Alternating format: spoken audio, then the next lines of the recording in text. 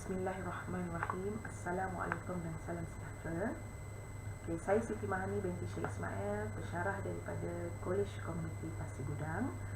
Pertama sekali saya ingin mengucapkan terima kasih kepada International Conference on Social Science and Humanities kerana memberi saya peluang ini untuk saya berkongsi hasil kajian saya yang bertajuk Pengucapan Awam di kalangan pelajar sijil pengoperasian perniagaan College Community di Johor. Saya pergi dulu kepada pengenalan. Apa yang kita maksudkan dengan pengucapan awam? Sebenarnya pengucapan awam adalah berucap di hadapan umum yang mana dia merupakan satu pengalaman yang amat menarik bagi setiap individu yang melalui pengalaman tersebut, sama ada secara formal ataupun secara tidak formal.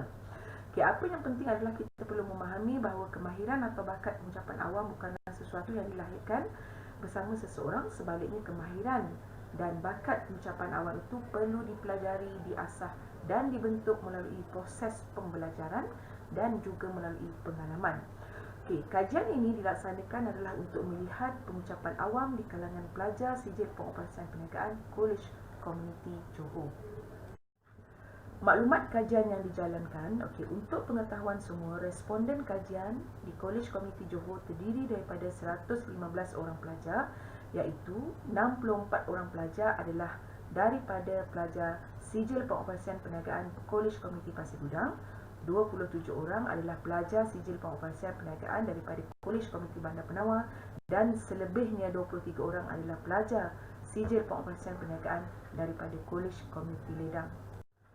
Bagi penyataan masalah pula, golongan sasaran yang dipilih oleh pengkaji adalah terdiri daripada pelajar IPTA, iaitu pelajar College Community Pasir Gudang, College Community Bandar Penawar dan College Community Ledang di Johor, yang mana mereka ini kurang persediaan, kemahiran dan keyakinan di dalam pengucapan awam. Ini dapat dilihat daripada hasil pemerhatian dan juga temubual daripada sesi pembelajaran dan pengajaran serta amali yang dijalankan bersama para pelajar.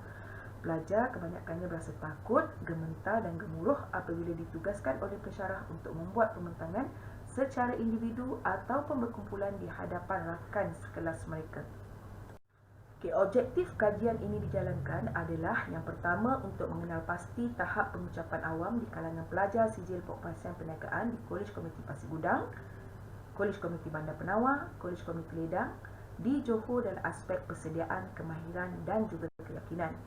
Selain daripada itu, antara objektif kajian yang lain adalah untuk membantu pelajar mengetahui potensi diri dalam pengucapan awam serta membantu pelajar-pelajar lebih bersedia dalam bermotivasi di alam pekerjaan pada masa akan datang.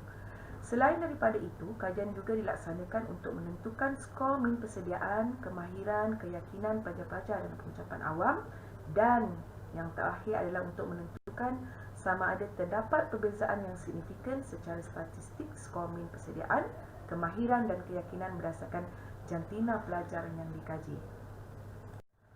Persoalan kajian yang pertama adalah berapakah skor min persediaan, kemahiran dan keyakinan pelajar-pelajar dalam pengucapan awam. Yang kedua adalah adakah terdapat perbezaan yang signifikan secara statistik skor min persediaan, kemahiran dan keyakinan berdasarkan jantina pelajar yang dikaji. Metodologi kajian pula adalah di mana pengkaji telah menentukan populasi sasaran dan juga populasi boleh akses.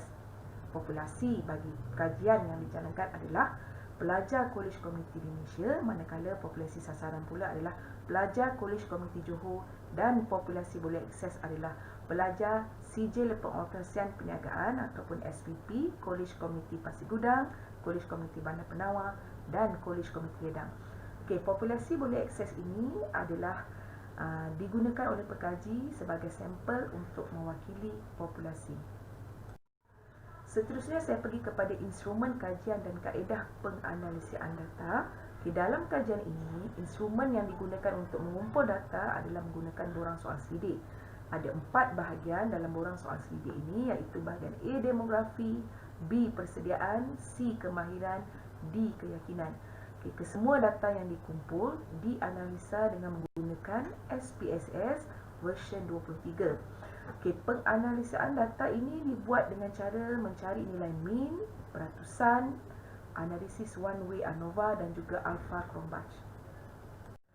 Setelah data dikaji, ini adalah dapatan kajian bagi bahagian A iaitu demografi. Latar belakang responden ini dilihat dari segi jantina, bangsa, institusi pengajian, pengalaman dan juga penyertaan pelajar dalam bengkel, aktiviti, seminar atau latihan dalam pengucapan awam. Data-data ini semua diberikan di dalam bentuk peratusan seperti yang dipaparkan. Seterusnya kita lihat pula dapatan kajian berkenaan dengan analisis skor min responden bagi persediaan. Jika dilihat, skor purata min bagi persediaan adalah tinggi iaitu 3.67. Seterusnya adalah analisis skor min responden bagi kemahiran. Jika dilihat, skor purata min bagi kemahiran adalah berada pada tahap yang sederhana iaitu 3.39.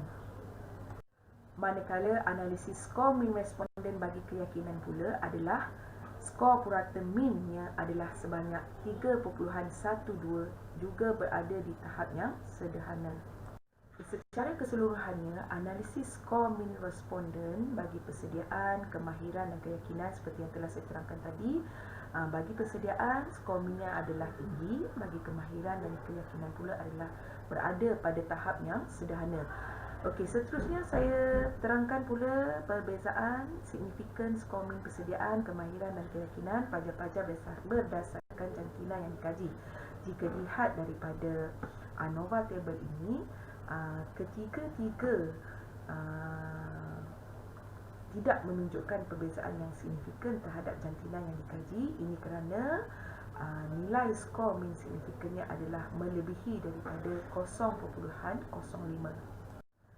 Seterusnya kita lihat pula perbincangan dan juga cadangan. Untuk item yang pertama iaitu persediaan, berdasarkan analisis skor purata min, ia berada pada tahap persetujuan yang tinggi, yang mana ia membawa maksud pelajar-pelajar mempunyai persediaan yang tinggi dalam pengucapan awam. Persediaan ini sebenarnya kita lihat daripada segi penyediaan slide, latihan yang berulang kali, penyediaan nota ringkas, penyertaan bengkel ataupun khusus oleh pelajar, dan mengkaji serta menonton video pengucapan awam di internet. Pada pendapat pengkaji, perkara ini perlu diteruskan oleh pelajar dalam memastikan mutu pengucapan awam semakin meningkat. Seterusnya bagi kemahiran, analisis skor purata min berada pada tahap persetujuan yang sederhana, yang mana ianya membawa maksud bahawa pelajar-pelajar mempunyai kemahiran sederhana dalam aspek pengucapan awam. Sebenarnya aspek kemahiran ini kita lihat juga dari segi eye contact, body contact, intonasi suara, penyampaian hujah dengan jelas dan bahasa yang digunakan mudah difahami oleh audiens. Skor purata min yang berada di tahap sederhana menunjukkan pelajar-pelajar ni perlu dilatih agar skill atau kemahiran dapat digilap dengan lebih baik lagi bagi menghasilkan persembahan pengucapan awam yang lebih mantap dan juga berkesan. Di sinilah pensyarah harus memainkan peranan dengan memberi tunjuk ajar, simulasi sebenar dan memberikan contoh-contoh pengucapan awam yang mempunyai skill atau kemahiran yang tinggi, baik dan juga menarik. Untuk keyakinan pula, analisis skor purata min berada pada tahap persetujuan sederhana yang membawa maksud pelajar-pelajar mempunyai keyakinan yang sederhana dalam pengucapan awam. Aspek keyakinan ini dilihat daripada segi keselesaan, kegembiraan, keyakinan diri, sama ada pelajar gementar ataupun tidak, dan pelajar berjaya mengawal keseluruhan pengucapan awam itu. Skor purata min yang sederhana ini memberi gambaran bahawa pelajar ni perlu dimotivasikan, diberi bimbingan, sokongan dan semangat agar mereka dapat melaksanakan pengucapan awam dengan lebih baik dan berkesan. Ini kerana aspek keyakinan akan datang dengan sendirinya sekiranya persediaan dan kemahiran pelajar berada pada tahap yang tinggi. Yang terakhir adalah berkaitan dengan sama ada terdapat perbezaan signifikan secara statistik skor min persediaan, kemahiran dan keyakinan pelajar sijil pengupahan perniagaan, Kolej Komuniti Pasir Gudang, Bandar Penawar, Kolej Komuniti Redang yang dikaji berdasarkan jantina. Seperti yang telah dijelaskan, hasil analisis one way ANOVA yang diperolehi didapati tiada kaitan jantina yang dikaji dengan persediaan, kemahiran dan keyakinan pelajar. Secara keseluruhannya, pengucapan awam di kalangan pelajar-pelajar CJ Pengoperasian Perniagaan Kolej Komuniti Johor berada pada tahap tinggi bagi persediaan, manakala tahap sederhana bagi kemahiran dan juga keyakinan. Pengkaji telah membincangkan dan memberi pandangan serta cadangan bagi penambahbaikan dalam aktiviti pengucapan awam. Diharapkan cadangan penambahbaikan yang diberi dapat meningkatkan kualiti pengucapan awam dalam melahirkan pelajar-pelajar yang lebih berketerampilan, berkarisma dan juga berkeyakinan. Selain daripada itu, pengkaji juga berharap kajian ini dapat dijadikan sebagai platform oleh pengkaji-pengkaji lain dalam melaksanakan kajian-kajian susulan di masa akan datang. Hasil kajian ini juga akan dikongsikan bersama kolej-kolej yang terlibat. Sekian sahaja perkongsian daripada saya berkenaan dengan kajian yang telah dijalankan. Diharapkan ia dapat memberi sedikit sebanyak input, ilmu dan juga sebagai rujukan kepada semua. Terima kasih.